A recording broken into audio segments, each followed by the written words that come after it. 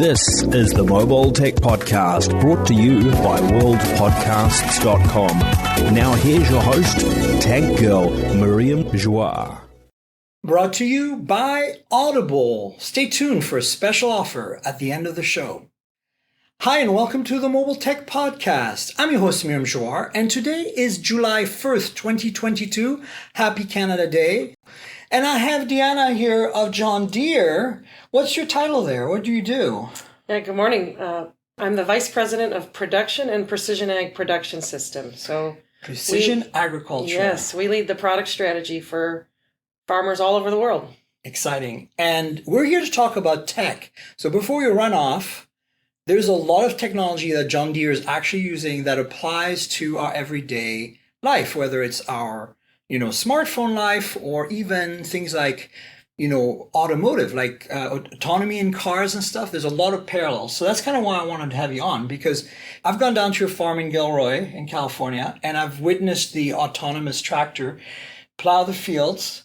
And I also rode on it while I was doing it. And it's really incredible.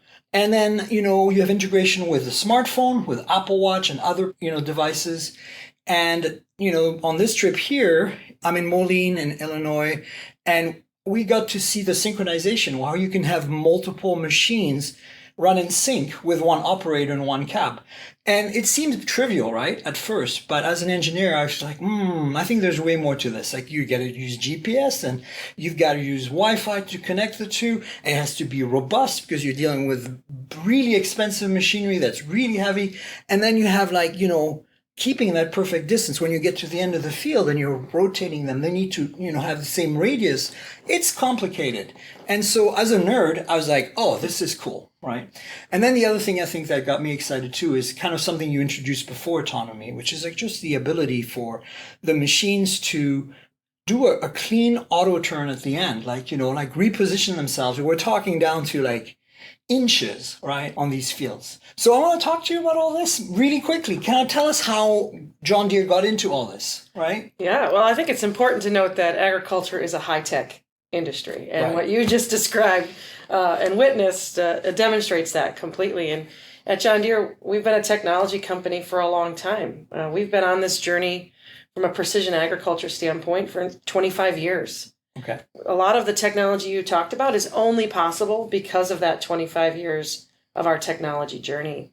It started in the late 90s when we recognized there was an opportunity to geospatially document what was happening in the field. GPS enabled that for you, GPS totally enabled that for us. And if you think about agriculture, it's outdoor manufacturing, but different than indoor manufacturing, it's not homogeneous, right? Fields are different, soils are different, elevations are different. Scales are different.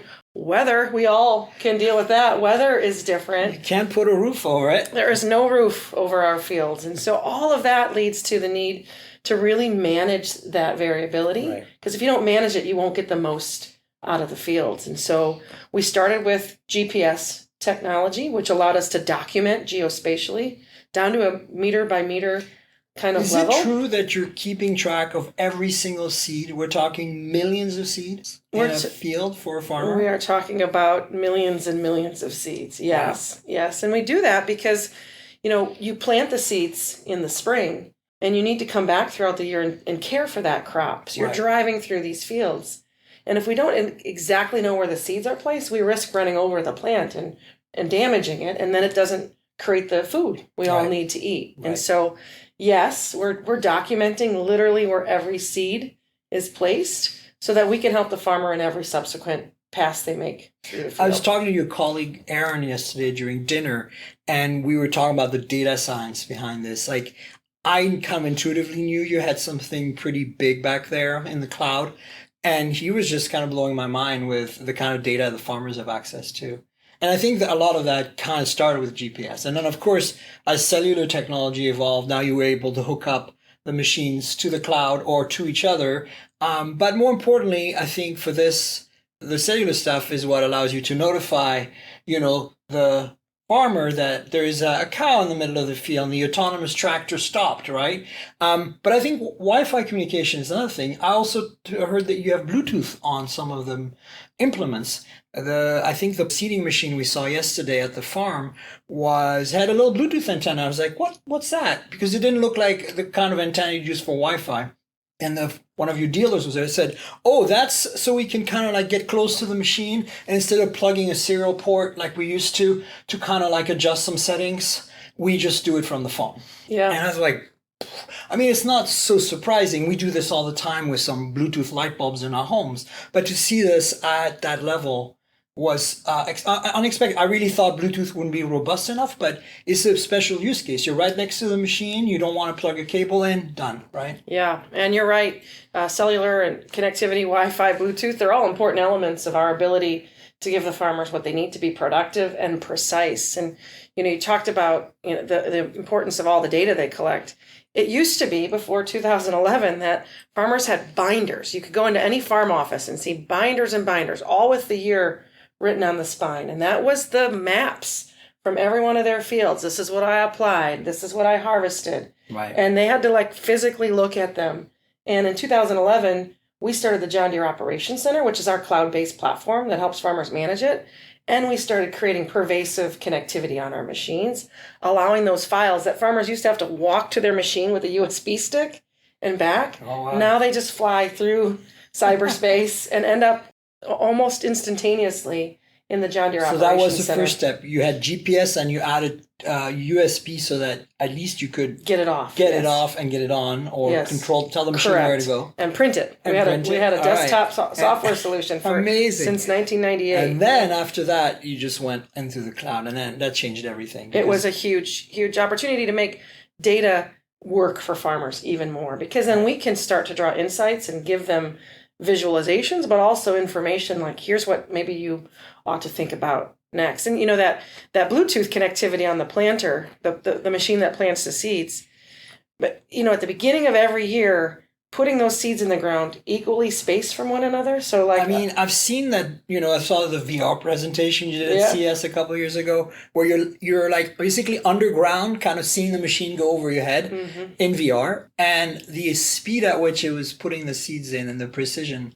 I mean, obviously it's a VR presentation, but I talked to your farmer and he's like, yeah, it's exactly like that. And I was like, oh, crap. Yeah. Wow. In agriculture, we talk about the picket fence stand. Okay. The ability to look down a row and it looks like it's a picket fence is like the pride of every farmer. We saw the corn being grown. It was it was getting to be almost 6 feet tall, actually. And it was like you could measure it. Yes. It's just like, no. Well, that's the goal, because if those seeds aren't placed that way, and they're placed too close together, one of them likely becomes a weed. Right. It doesn't grow, and then it just takes the nutrients and the sunlight that the other one really needs. So the other thing you've introduced as well that, obviously is used by autonomy, but is also used by other things, is machine vision, right? Computer vision. And you have a lot of cameras optionally available on your machines and implements that let you use, I suppose AI machine learning to detect things like, do you want to, on sprayers, right? Do you want to spray this? No, it's a weed. Don't spray that because it's going to grow even more. We want to spray, we don't want to, or maybe you want to spray something else there to kill the weed. You actually do this right now, right? In real time. Yes. And so when did this effort start? Because, tech evolves really rapidly, but it's in the same way as data science, you need a lot of experience and know-how. Computer vision is a whole different, you really need some specialty people, right?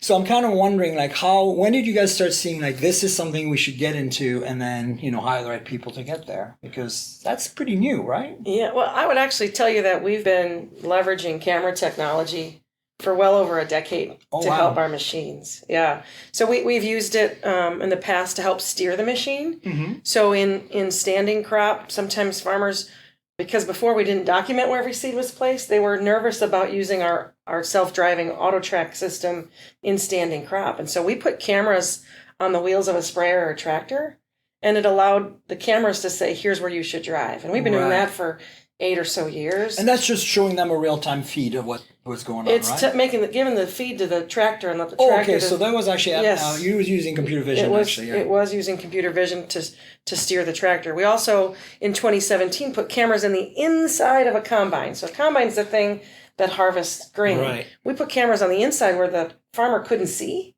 themselves. To see how I think the machine vision is giving every 2 seconds doing a snapshot, right? And looking at the quality of that's right. of the output, basically, so that you reject the bad stuff and keep only the good stuff, right? Well, what it's doing is that we have 5 important settings on the combine that historically the farmer would have to manually adjust, and they probably wouldn't see a problem as soon as the machine would see a problem themselves. And the combine's pulling in a huge plant with an ear of corn on it. And what it needs to do is take each of those kernels off of the cob and place the kernels in the tank at the top and throw everything else out the back. It's a very intricate process.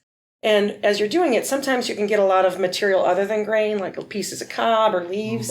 Mog, yes, thank you, material other than grain, into the tank. Yeah. And you don't want that because you'll get docked when you go to sell it. Yeah, you don't get as much money. You can be too aggressive and start cracking kernels, which you also don't want. Right. So it's like being an orchestra conductor trying to manage this machine. And so now with the computer vision and AI we've built into the machine senses when it's starting to see material other than grain or cracked kernels. And it's smart enough to adjust the settings on the go, because from morning to night on a fall day in Iowa, the humidity changes considerably. And all that changes how the combine needs to run. And so we've been leveraging that. And then now we're using that same computer vision for the foundation for autonomy and See and Spray, which you mentioned earlier is the ability to drive through the field at 12 miles an hour and recognize that that's a weed, let's spray it. Or that's a part that's not a corn planted plant. at all. Or it's there's a river here that we're just fording real quick. That's exactly right. It's pretty fascinating to me because that's such an advanced level of tech. And I think, for those who are kind of curious, there is basically 2 modes here where the self-driving you've had for a while, where the farmer's in the cab, and it's like essentially cruise control, right? Mm-hmm. And then you added the auto steer at the end, which is really impressive because using GPS, and it has to be very precise to get back into the next row without, overseating. Like you have to be exactly right in the right parallel place that you were before. And then there is, of course, now autonomy, where the farmer doesn't have to be in the cab. They drive the tractor to the field with the implement. They push a button on their phone, they swipe a thing, and they walk away, and the tractor does its thing. And if there's an issue, it sends you a live feed and or photo or video through your phone, through 4G. It's crazy. I saw that in California. And like that, I think what fascinated me talking to your team there was that they were all coming from the autonomous aircraft and automotive industry, because I'm like, why are you doing farmer gear? Like, why are you doing, machines? And they're like, because we can ship. Yep. Because there's less regulation. And so we can experiment with things without having to put people in danger and having to deal with all the rules and the laws. And so we're actually more free to try new things. And we can't do that in cars or airplanes. And I was like, poof, my brain was just like blown away. So these guys were totally passionate about autonomy. I mean, obviously they're very excited about what John Deere is doing in the farm industry as well. But I think to them, it was just like, we want to push the envelope here. And it's theoretical what we're doing in cars right now because of regulation. Here we can do it for real. Yeah. In the field, if we encounter something that we didn't think should be there, we just stop. Right. We just stop. We don't have to worry about getting rear-ended or anything. And that's different. And I would tell you, we have one of the best teams in technology because they are excited about not only the opportunity to ship a product, which we're doing right now, but also the opportunity to make an impact on the world. Right. At John Deere, we run So Life Can Leap Forward. And that's all about helping make sure we have enough food and fiber and fuel to continue to propel this growing world. And that's part of the reason why people like those that you met in Gilroy are here with John Deere helping us solve these real problems. That impacts every one of us because every one of us eats. No. Yeah. I mean, that's clearly the case. But I just, I thought it was really interesting that was what drove them there. And finally, I want to just briefly touch on electrification, which is something Aaron and I talked about, which is something I'm very passionate about. And I hear you have some machines coming that are electrified. Some of them are going to be battery electric, which is kind of exciting to me because I think that, in some areas, I believe that he was saying something like for wineries and businesses that, have maybe a higher profit margin, I guess, they can start making machines with battery power that make no noise. Well, other than the compressor and the hydraulics. But that's the thing, right? Like ultimately, the big difference between a car or an airplane and a tractor is that you could theoretically run the tractor purely on hydraulics. In fact, your sprayers are powered by hydraulics. They're not powered by the drive shaft on the motor, right? So once you liberate yourself from having a drive shaft and a gearbox to start with, because you're doing hydraulics, you only need to do is fire up the pump. So an electric pump makes more sense at that point. Yeah, and we are definitely, as a diversified company, we do everything from lawnmowers through smaller tractors all the way up through 600 horsepower machines. And I want a John Deere branded autonomous lawnmower. Okay. That's what we need to get next. Because you guys have all the tanks, you just have to scale it down. That's right. Battery powered, done. Right. Yeah, homeowners are going to demand it. And so we'll definitely bring more battery electric machines to the market. In the space that I cover, more on the larger ag components, we'll think about hybridization. So maybe we can use smaller engines. You're using it on construction equipment. That's right. One I saw in the pavilion had a hybrid system to recuperate because they're going forward, backwards. Yep. And so you're just recharging a little bit and applying that to the hydraulics, I believe. So that's right. Cool. Yep. On that note, we should wrap it up. But thanks so much, Deanna, for being on the show. Yeah, thanks for being here. Absolutely. Thanks for having us. And we'll have you on the show sometime again. Awesome. All right. Thanks. Thank you. Okay, folks. So we're back here with Andrew and Kevin. And we're talking about the news, right? Because it's kind of quiet. We're still waiting for all the big launches. Nothing. Right. Obviously, Samsung's going to do something at some point. Mm-hmm. Yeah. What else are we expecting soon? Samsung, probably in about a month. Yeah, about a month. You should hear something about the foldable lineup. It's assuming Z Fold 4 and Z Flip 4, right? Yep. That's kind of what we're going to assume. Are they going to throw in anything special? Anything beyond that? I don't know. They got a lot of phones they need to move. Still, still got a lot of phones to move. We're going to talk about that in a second. But in terms of launches, I think there's nothing, and then there's Samsung, and I think, of course, the iPhone. iPhone will be September. Yeah. So we're going into that season. We're getting there. Like Samsung kicks off in August, then Apple comes September, and then Google will is going to do something. Google's going to have theirs in November, right? So I think OnePlus we're getting into the launch. What about the 6A? Like when is that? Oh yeah, what happened to that? Because I was thinking, no, that's happening. I feel like July, right? It should be. Well, they said no. They give us dates at I/O. July 21. July 21. Okay. Then July 28th for the actual availability. Okay. Announcements on 21. Okay. Well, there you go. So. Let's talk actually about one thing that's not on the topics right now, which is Apple not ready with their 5G modem and going to continue to use Qualcomm for another year.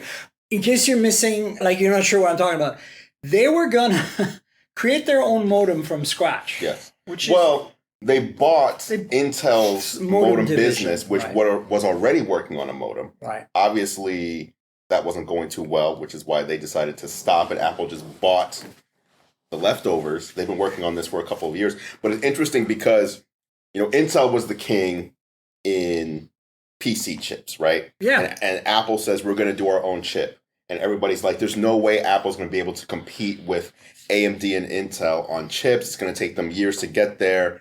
And then with the M1, they kind of blew everyone away, right? Yeah. The whole M1 series. I mean, I think arguably they blew us away with the A series and on benchmarks so far and efficiency, right? Yes. If you compare the Samsung Galaxy S22 Ultra that is recording right now to an iPhone, even though this is a fantastic phone and there's a fantastic chip in there, it's still less efficient than the current state of the art from Apple. And I think that's been true for a few years. Yes. So we've seen Apple take on these industry giants in that silicon. And so we're thinking, okay, we've seen them do it there. Why can't they do it with 5G? It's just a modem, just another chip. And they've been struggling in that area. And I'm wondering if it's partially due to the fact that between Qualcomm and MediaTek, there's so many patents already on 5G. How can you build something today from scratch that works well without stepping on any of the toes of all these patents that are already out there? You have to work through all that stuff. Or you have to license the patent, which I think is what they don't want to do in the first place. So we were supposed to see, I believe, iPhone 15 be the first phone that had not only Apple's own SoC, processor, but Apple's radios. own 5G radios as well. And it looks like they're going to have to go with Qualcomm at least for another year. And Qualcomm had been warning investors 80% of iPhones next year will lose Qualcomm, but it looks like that's not going to happen now. That's a big hit. For sure. That's a huge hit, yeah. I mean, they know it's coming, at least they can plan for it. I think, I'm not surprised. Ultimately, Apple wants to be fully vertically integrated. Mm-hmm. I kind of forgotten they bought the Intel 5G business, which actually is smart. You need the patents, you need a starting point. But it's inevitable. And even Qualcomm, when they signed the deal with Apple, knew it was inevitable. You know what I'm saying? Mm-hmm. And they're not short-term people, these business guys. Right. Yeah. They know they know strategy. So I think they've probably got another plan under their belt for that. I kind of feel like it's going to take a little while for Apple's 5G prowess to be as good or surpass the competition, in the same way as it took a little while for their SoCs to be as good and surpass. Didn't take long, but I feel like, you look at what Samsung's doing with their 5G radios, and it's just not quite as good. Like this Pixel here with the Tensor chip has a Samsung 5G radio. Now, mind you, it's a bit old. It's a year and a half old, I think, the radio in here. And it does millimeter wave and everything, so, yeah. But it's, I feel like equivalent signal quality from like a Moto. That's like, I've got this Moto G Stylus 5G in my pocket with Snapdragon 695 5G, and it's night and day. Like the signal strength is higher on the Moto. It's also Moto, which on top of that has more experience doing RF. Yeah, sure. But it's like there's a difference. I find there's a difference, and it's not critical until you're like at that fringe, right? Yeah. When you start being like, oh, I got 1 bar on my Pixel, and my friend has 3 bars on their Samsung, and on the same carrier, you're like. So look, I think I'm not saying that iPhones are going to have any issues with signal or anything or performance. I think they're going to make it work. They have to. But at the same time, I don't expect it to be like I think Qualcomm and MediaTek are still going to have a huge lead on the competition in terms of 5G performance going forward. Yeah, I do wonder, what does it mean that Apple failed to reach their goal? Does it mean that they just have nothing to show for it? Or is it like we have something that works, but we don't want it to not be at least as good. We don't want to go backwards. We don't want, here's iPhone 15 and it sucks compared to last year. You know what I mean? So what is I'm curious what their benchmark is for. And I think that's possibly what's happening here. This is very typical Apple. Well, they will not release something until they're 100% sure it's ready. Yeah. And so I think what it is in the lab, they probably have it working. But they're not seeing the power consumption and the performance that at least comes to parity with what they have from Qualcomm right now. Yeah. And they're like, okay, well, let's keep going, right? And then, it won't be ready. Yeah. I mean, these are obviously just rumors. We don't know anything, but they're well-informed rumors, right? Yeah. I mean, they do so much volume, too. So it's like, you have to make 100 million 200 million. 200 million. You have to make 200 million, and it has to be right, because you don't want 200 million phones out there with a radio that's antenna gate. Yeah. Oh, exactly. Yeah. Oh, I remember that. Like, you're holding the phone wrong. I mean, there could be so many of those situations where it has to be good. Like, you can't push it out unless it's ready to go. There's not another phone coming for a whole nother year, and just there's so much volume. It has to be right. The yield as well. Like, for sure. When you make these chips, a lot of people don't realize, like, a lot of chips, when they come off the fab, a lot of them aren't perfect. Yeah. And when you have such high numbers, like Apple, 200 to 230 million phones per year, that's actually why a lot of these features we see on Android phones don't come to iPhones. People are always wondering, why is Apple so slow? Yeah. Well, if Motorola only plans to sell 200,000 phones, then they only need 200,000 of this part. Yeah. Right? This special part. Whereas Apple would need 230 million of that same part. Yeah. Whether it's a high resolution camera or whatever it might be. Yeah. If they can't get it in that amount, they can't put it in the phone. And that's why last week when we talked about the Nothing Phone 1 not coming to the US, that's part of the reason, right? Like you can, it's parts availability, certification issues, etc. Mm-hmm. Speaking of, Nothing Phone 1 price leaks at $400 roughly for the base, which is 8128. Again, rumor. There should be an 8256 and a 12256, or I think that's what we've heard. And I think $20 more for the 8256, 420. Now these are probably European prices translate to US. But I was expecting more the $500 range. Yeah. So I'm actually, knowing what we know right now, it's either Snapdragon 7 Gen 1 or 778G or whatever, last year's processor. Or a 7 Gen 1.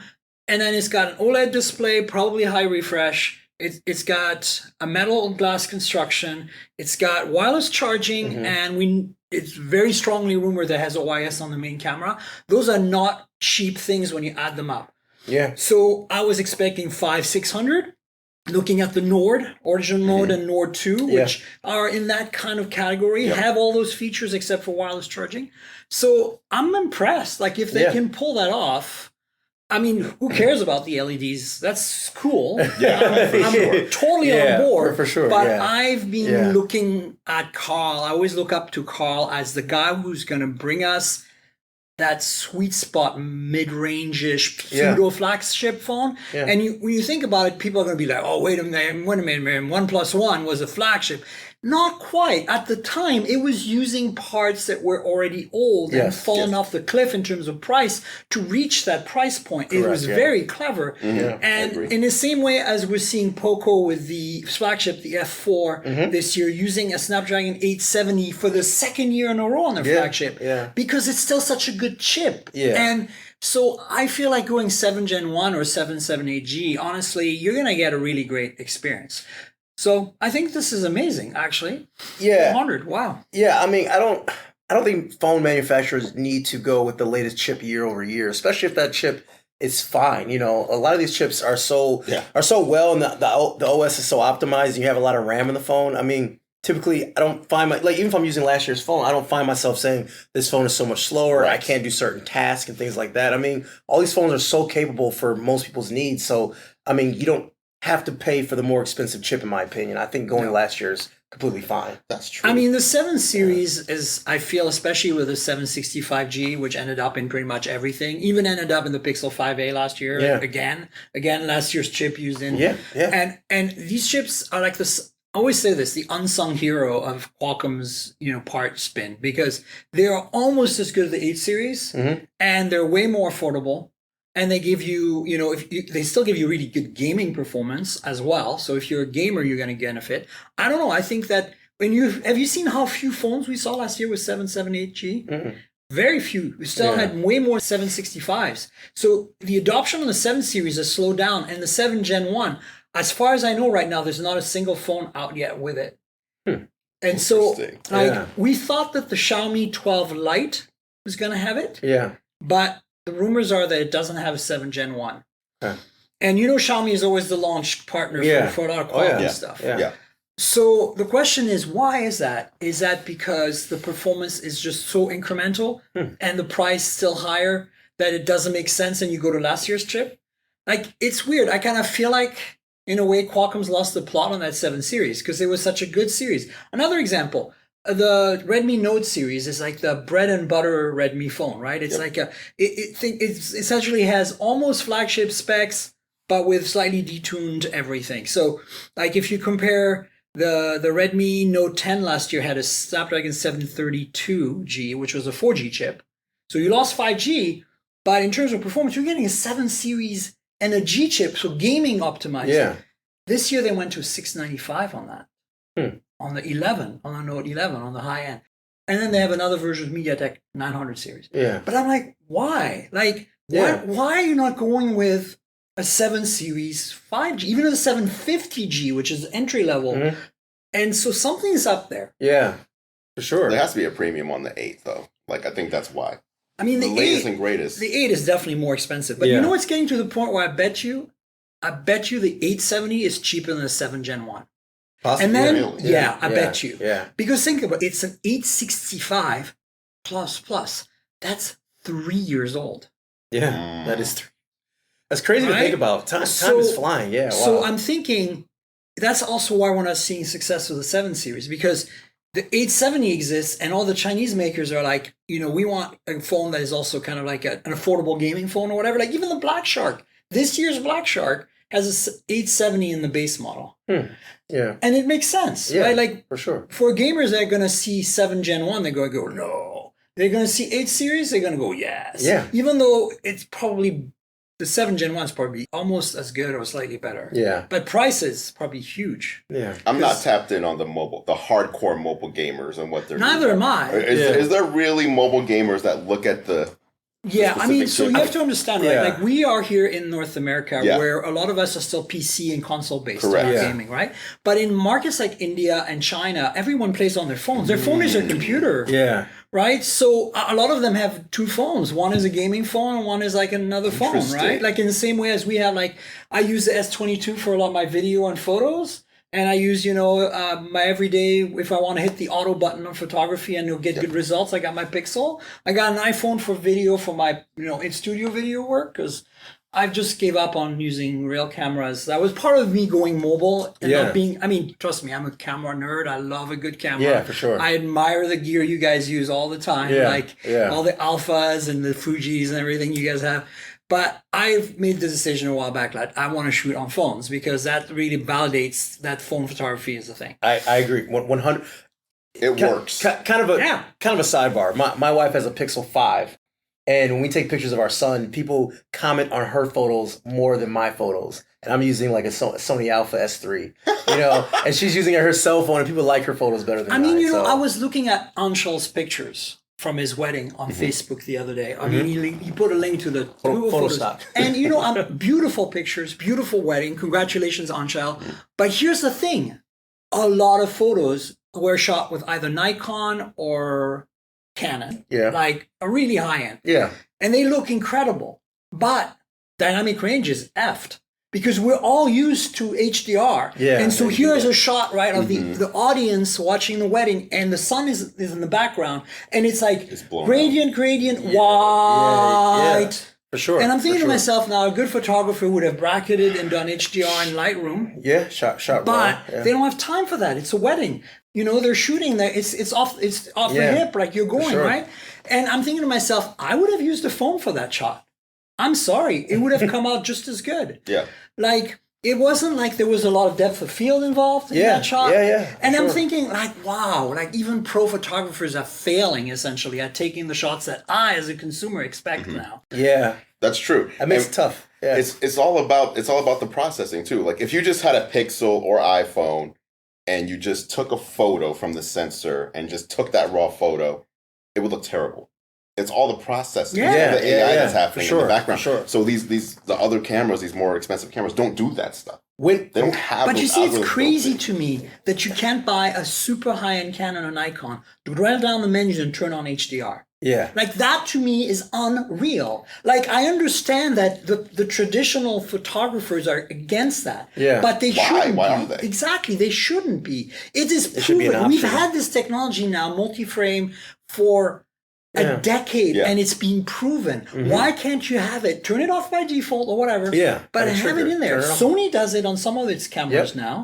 And I like that it's actually in there and you can turn it on if you want HDR. Like, Yeah. It's, I wonder when the actual cameras are going to start doing just the AI algorithms and being able to pull the colors up automatically, like in auto mode. Because even now, like when you take a look at auto mode on a Sony camera, it's still making these estimations, it's still guessing. But when you use a Pixel or an iPhone or Samsung, it kind of recognizes the scenes and it pulls up the right colors at the right time. So. And I think the lot for traditional photographers are against that. Of course, yeah. But I feel like to me, it's like, where do you draw the line? Because the moment you take a photo with any camera of any kind, whether you're shooting film or digital, you are interpreting the scene. Yes. As soon as you're interpreting, because you have lenses and sensor variation, film grain variation, and whatever settings you use mechanically on the shutter speed and the aperture and the focus. So at that point, why not the digital stuff is another set of variables, right? Like, I don't get it. Like, I understand that you want to defeat that stuff.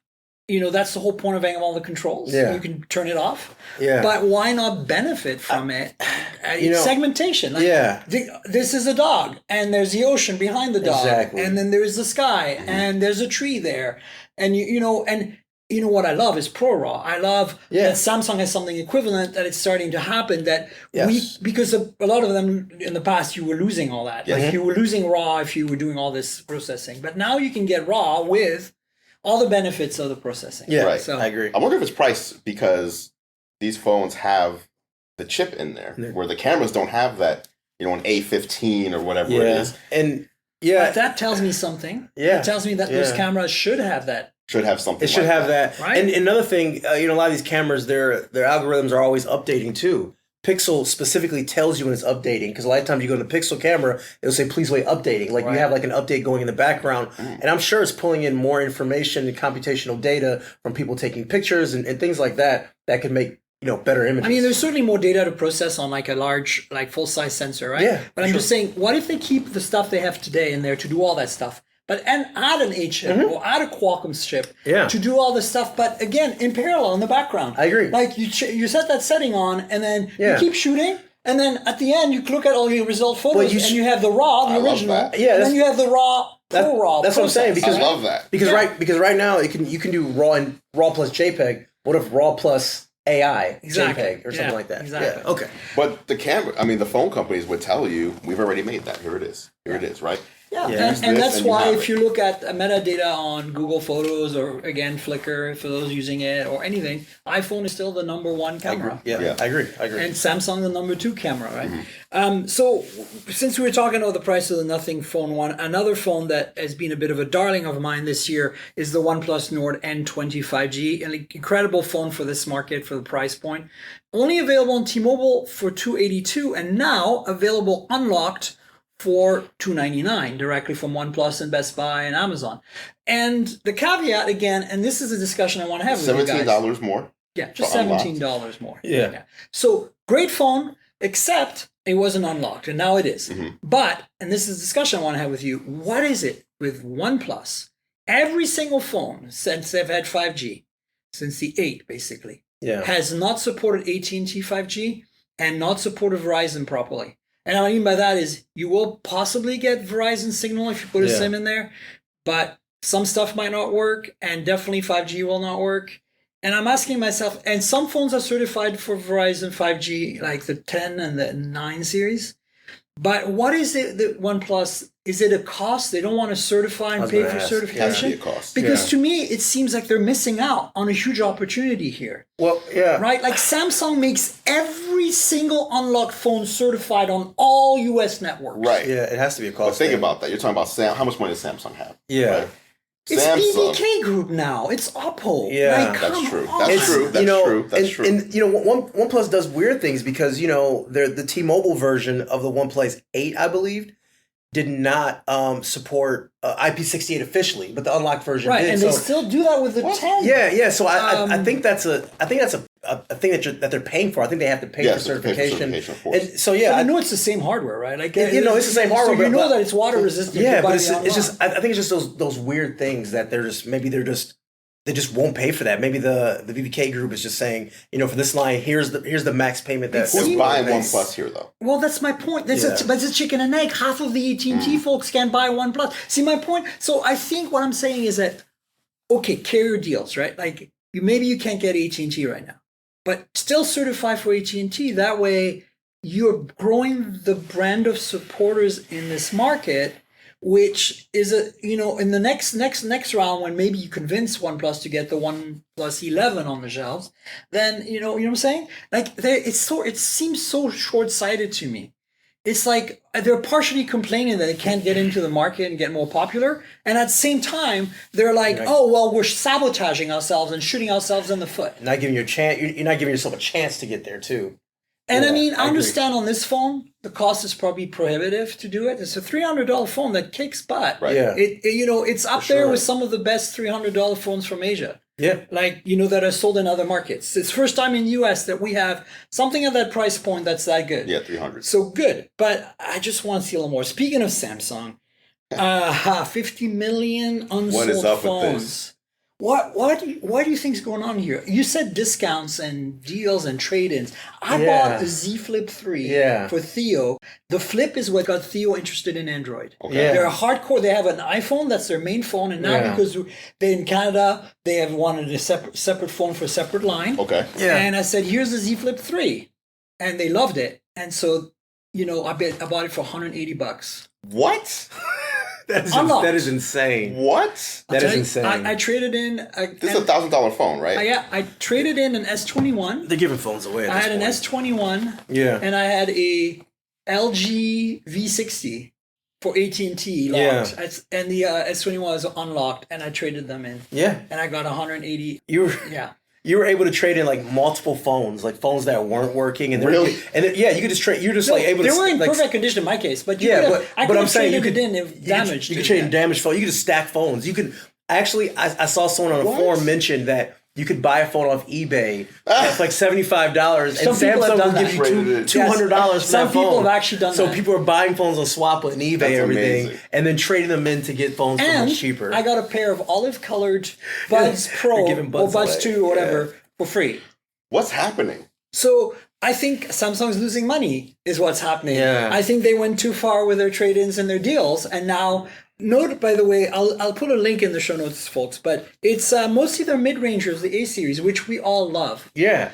The A series is their most popular. Yeah, but it's globally. not selling right. Not this year. What's happening? Because they're giving away. They're giving away the S line. They're giving away the S line. They're making the S line so accessible. I see it as a good thing, but it's like, why would I pay for an A series if I can get a flip for $180 if I get a little creative? I trade in this phone in my drawer, this dusty phone. They're giving me $300 for it. Mm-hmm. So I think that's part of it. I also think that the economy is very uncertain right now. Yes. Yeah. And I think people are hanging on to what they have, right? It's like if you bought an A series last year, you're not going to buy an A series this year, especially in the mid range. Like if you're an S buyer, you might upgrade every year because the carrier makes it easy and because you're a bit more aware and you're like, I want to get the latest, right? For sure. Yeah. But if you're an A user to start with in the US, you're probably on prepaid or you don't care. It's your grandma, your parents. Yep, you're okay with it. And you're okay with it for 3 years guaranteed. And a lot of people who buy that type of phone just don't want change in the first place and like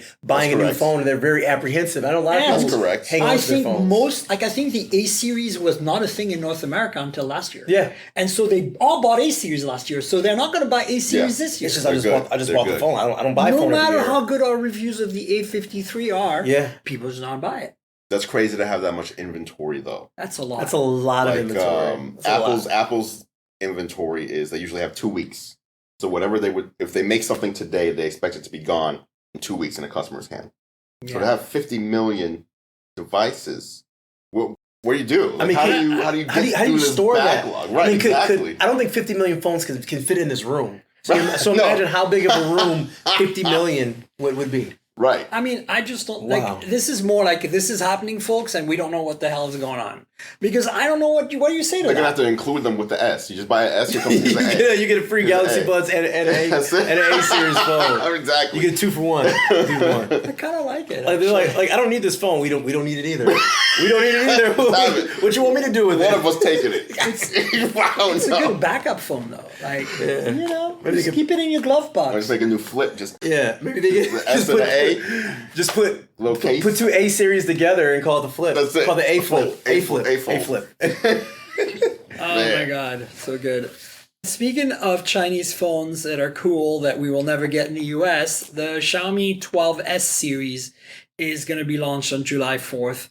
And this is the first with the Leica branding. Yeah. So it'll be a 12S, a 12S Pro, and a 12S Ultra. Interestingly, we expected the 12 Ultra to be the first, and there's no 12 Ultra. They're going to a 12S series, and the Ultra will land there. And it'll be probably the mother of all camera phones, like it was the 11 Ultra. I was going to ask, though. We've seen partners like the Hasselblad. I was going to ask that question, yeah. I always feel like if I was looking at one of those phones with like this partnership, I would still always go with the Pixel or iPhone versus the camera quality that I see there, despite... Like, is the partnership legit, or is it just they're putting a name on there to get attention? We don't know, because it's the first time that Xiaomi and Leica are working together. Yes. But when Leica worked with Huawei, it was legit. Okay.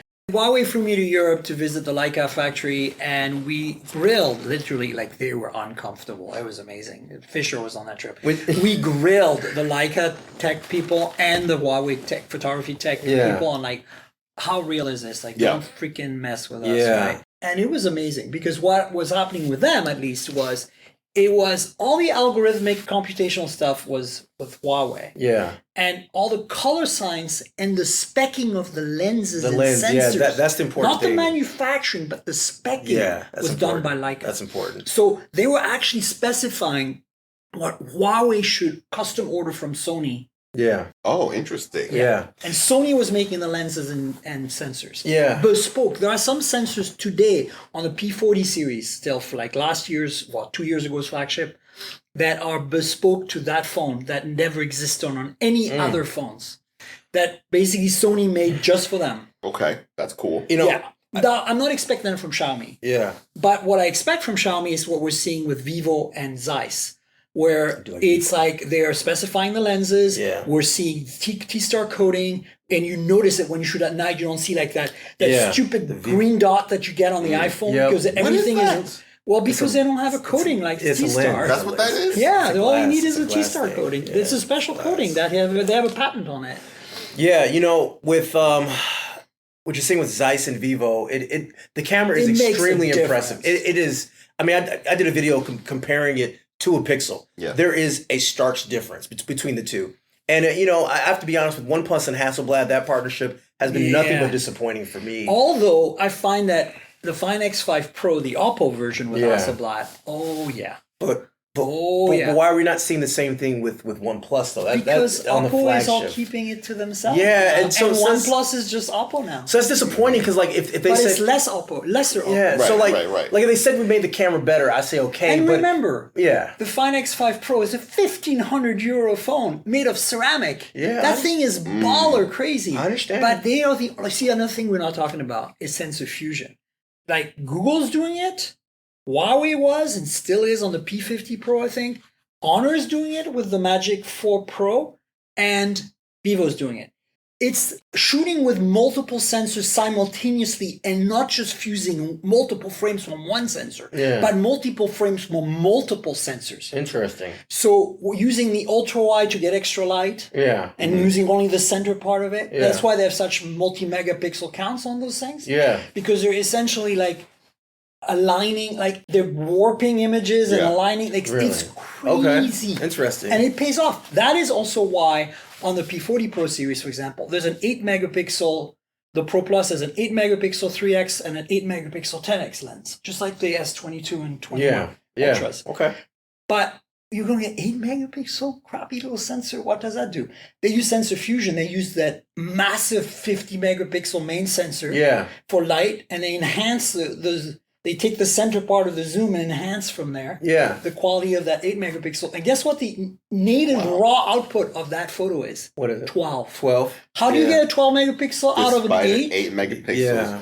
That's fusion. Doesn't doesn't the Ultra do that with the 108 megapixel sensor? Correct. And then it Yes. yeah, Yeah, and then- because then it's the same thing. Yeah. But my point is, very few Yeah. companies are doing sensor fusion. Apple Sure. isn't doing it yet. no, Not yet. And you know, it's something that I think works. And based on my time with the 11 Ultra, the Xiaomi 11 Ultra, which wasn't Leica branded, that thing was unbelievably good.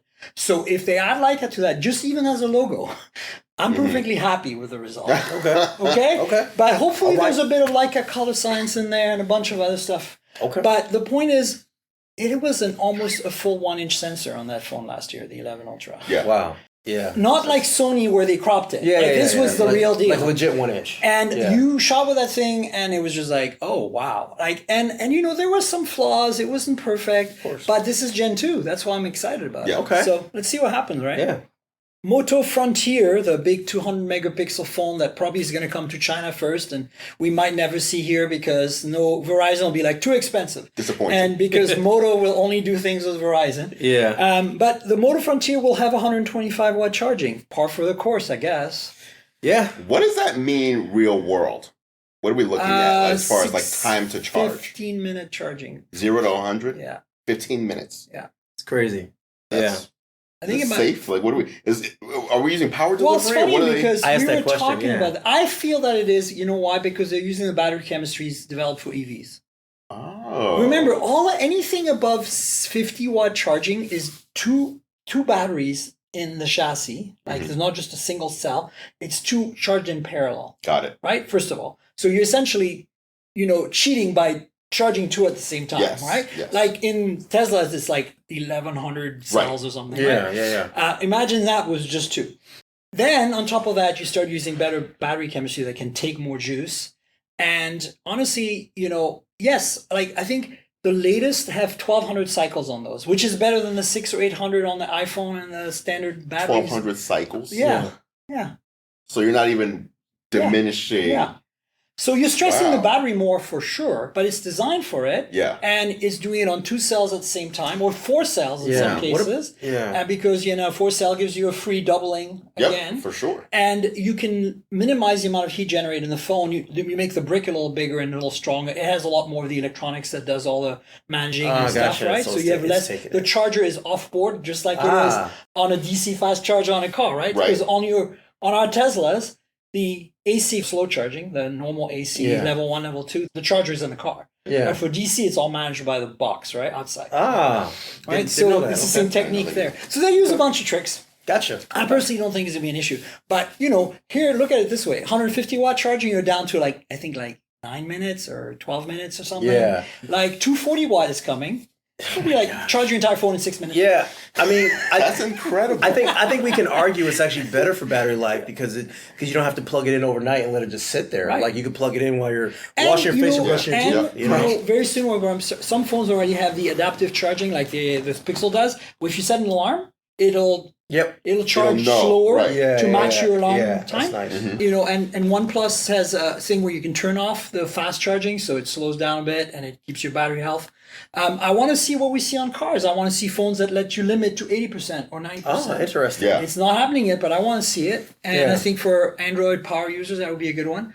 And I think the other thing that we might start to see soon is a way to set it, a way to set the wattage. Like in the same way as you can set the current on the AC slow charging on the Teslas. Oh, yeah. Where you can say you know what, I've got the 120 watt charger plugged in, but I want to charge at 30 watt. Yep. Done. Yeah. That'll be interesting. Because there's no reason why they can't talk to each other. That's a very niche feature, though. No one's got. Everybody wants the fastest. I want the fastest. I want 100%. I want 105%. Right. Everybody wants the fastest. But I mean, what if it's done? Every time you plugged in, it give you a menu. You plugged in and it literally, the phone is locked. You don't have to do anything. It pops up a menu on the phone. You just pick 30 or 60 or 120 or whatever. And then, if you don't do anything, but it picks the default, the last one you used. Yeah. Right? I'm saying? That's a UI feature that would cost nobody anything. Yeah.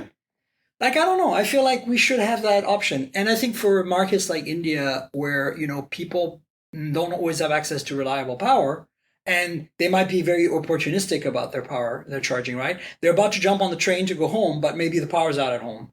So they're at the train station waiting for the train for 6 minutes. Guess what they're going to do for 6 minutes? Plug it in and charge it, and they're going to get a 50 or 70 or 80% charge. Yeah. And come home and be, power went out, and they're okay for the rest of the night. Yeah. So, and it's not just India, it's any country, even the US right now with the rolling blackouts in California. Hey, I was out of power for 10 days in my house last summer. I was out of power for 10 days. So that's cool though, because not only are we seeing the much faster charging, but these phones are lasting much longer these days versus before. On this 13 Pro Max, you rarely have to, don't once even a day. know what iPhone you have. 10. What is it? 10, 20? 10, 20. We've been talking about so many different phones iPhone today. 20. But no, these phones last forever now. So the combination of plugging in, getting a fast charge, and then having that charge last so much longer. Because even, 4 years ago, 100% on your phone meant you might be reaching for a charger by noon. Yeah. Right? Versus now, 100% means probably don't need to even touch it until tomorrow morning. For sure. Speaking of battery life, I've had this Pixel 6 Pro as my main phone since it was announced. I have a question for you about that before you get to this point. Okay. You have been using this phone nonstop so much, but you have so many complaints about this phone, but the complaints haven't driven you away to another phone as your main device. So that's exactly where I was going to make a mention. So I have had few of the bugs that people are experiencing myself. And overall, I'm very happy with this phone. It's been pretty good. But I've noticed it's getting buggier. And what is affecting me lately is that 5G performance, if I'm in a fringe area, my battery is dying. Like my phone literally gets hot. Is that Samsung radio you're talking about? Okay. Yeah, but I travel a lot, so it's strange that's a new phenomenon. Like I only noticed that in the last couple of months. So some software update they did is at the point where if it has poor signal, it's overheating a bit. And I've noticed my battery life being worse since some software update a couple of months ago or something, because it's still really good. I still get a day out of it. But if I'm in a bad signal area right now, touch this phone. It's kind of warm. It's even through the case. You're saying a bad 5G area. Yeah. So the phone's not. I look at the signal right now. I think it's like pretty. The phone's limited. not jumping down to LTE. Right. Look at that. I'm on 2 bars of 5G UC. Well, and this is T-Mobile specific, but So I mean, the funniest thing is that I feel the Pixel is the only phone that has gotten worse over time, because every time I do, like I do a 30-day review of 60 and whatever, my review has gotten worse every single time I've re-reviewed the phone because of bugs and because of things. Yeah, and so I feel like when the phone first came out, it was such a rock solid, great phone. That was going to be my Android daily. And then it has started to get worse and less reliable over time. And that's the craziest thing for me. Typically things get better over time, you know? Of course. That's the whole point of updating. I mean, it's still acceptable, but I'm gonna see. I might switch to something soon. Yeah. Anyway, last topic is can we make fun of HTC? Yes. Sorry. Metaverse. I don't want to make fun of HTC. Metaverse, yeah. So the HTC Desire 22 Pro. Last year's was Desire 21 Pro. I don't know where those numbers come from. Is now the Viverse phone, the one we heard about. It's a total mid-ranger, Snapdragon 695, LCD even, I think. What makes this versus any other phone? Well, so you can plug it into the Vive, whatever, the thing. There you go. Like any other Android phone. Yeah, correct. Yeah, but it has built-in crypto stuff, and you can store your NFTs. It's got like a crypto wallet. What does that have to do with Well, I guess, okay. I see that. But I get it, but it's so early for that to even be a thing. But I feel like you're just channeling my inner voice right now. I don't have to say anything. Yeah. I don't get it. I don't get it at all. Yeah, Why does this phone exist? I feel like they're just trying to hop on the NFT They wave. have to have a gimmick. They have to have a gimmick because they can't just make no one's buying their phone. Yeah. I feel like there's Remember back in the day when companies used to add the word blockchain to their name to increase it? I feel like HTC is just like, oh, this is the first NFT compatible phone. Just like, I feel like that is going to be their the phone attempt. is really boring. It's nothing's exciting about it. If it was at least a premium mid-ranger or something, with all the things you expect, like a decent camera, some OLED screen with 120 hertz, like something like Xiaomi or BBK Group is doing, right? Yeah. Like at that price point. Like if at least it was that, then we'd be like, okay, cool. You can name it the Viverse phone and put NFT wallet in there. Great. Yeah. We will ignore that part. It's actually an okay phone, but this phone is trash. I just feel like any of the other phones we talked about today could just add those features. I mean, you can download an app and have an NFT wallet on your phone. Exactly. I mean, I'm sure you have several. No, they say that it uses the what is it called? The secure enclave on the Qualcomm chip. Okay. Yeah. So it's hardware integrated, I guess. Okay, that's nice. Okay. But still. Are you moving over for your NFTs? No. Okay. No, thank you. All right. MetaMask. But I don't know. I feel like the whole thing is just whatever. Yeah, I agree. So that's it. That's the news this week. Do you guys want to take turns and tell folks where they can find you on the internet? Where can they find you? Yeah, they can find me anywhere. I'm pretty much on every platform. Tech Ninja Speaks, and you can find me there. I talk about technology. I try to bring it to you in a human way that's easily understood by anyone. Your grandmother, your father, yourself, and I just try to have a conversation about technology. That's kind of what I do. I should have said that first. That's my first one. Say the same stuff. I'm Andru Edwards. The easiest way to find me, my name is spelled Andru. So if you put that in, I usually come up as one of the first Google results. But similar, I'm a big advocate of meeting the audience where they are. So I'm on every platform imaginable. If you hate YouTube but you love Facebook, there I am. There Snapchat, I'm there. TikTok, whatever it might be. What about Pinterest? I'm on Pinterest. He's on Pinterest. I'm on Pinterest. 80% female audience on Pinterest. Ooh, that's good. Yes, because it just makes sense. So anyway, same thing. I want to just have a conversation. I've loved consumer electronics since I was 6 years old. The first time I put a quarter in at the arcade to play Super Mario Bros. Since that day, this has been my passion, and so I just love talking about it and having a casual living like this. This is how I want my videos to feel. I'm just talking to my friends. I wish I could do every podcast like this. Yeah, this is nice. It's nice. It's nice to be in person, you know? I know, right? Yeah, for sure. So, folks, you know where to find me on the internet. I'm at Tankgirl, that's TNKGRL, like the comic book character. Just drop the vowels, and you'll find me on Twitter and Instagram and everywhere. Twitter is where you want to have a conversation with us about this podcast. Instagram is where I put pretty pictures of phones and cars, all taken with phones.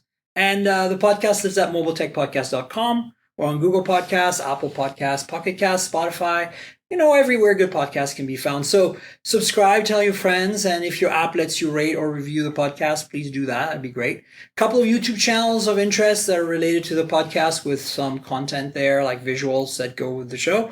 youtube.com/mobiletechpodcast and youtube.com/mobiletechmore. You know how YouTube works. So like, subscribe, tell your friends, click the little notification bell, and comment about the podcast even in there. I'd love to hear your feedback on the videos and the show as well. And then there's a Patreon if you want to help out, patreon.com/tankgirl or patreon.com/tnkgrl. Those of you in the know that you can get through Patreon a video version of the podcast. That's one of the tiers, and you're watching it right now, maybe. And if not, that's cool. The audio version's free. It's going to remain free, and it's comes out later, though. So if you get the video tier, you get video plus a little less edits, a little more raw, and you get a day or two ahead of time. So the other thing is there's a Discord server as another tier you can join. So consider helping out, patreon.com/tnkgrl. And I want to thank my sponsor, Audible, this week. Audible has been with the show for a long time. They've helped us out a lot. If you want to get a special deal, there's a 30-day free trial. You get to keep a book at the end. It's audibletrial.com/mobiletech. That's audibletrial.com/mobiletech. And if you're like me and you love books, but you don't want to read them because you're in front of the computer all day, your eyes are tired, whatever, or maybe you road trip a lot and you want to be listening to a book instead, that's what Audible does. They have tons of audiobooks, great selection. Some of the books are read by the authors. There's some short form content there, some podcasts, a bunch of stuff. Check it out if you're not already a member. You'll love it. I think it's one of my favorite things to have a subscription to. audibletrial.com/mobiletech is URL. And I want to thank Audible again for being our longtime sponsor. And thanks you, Kevin and Andrew, for being my guests. Thanks for having us. Thank you. Absolutely. Folks, we'll have another show next week, so stay tuned for that. Until then, cheers, everybody.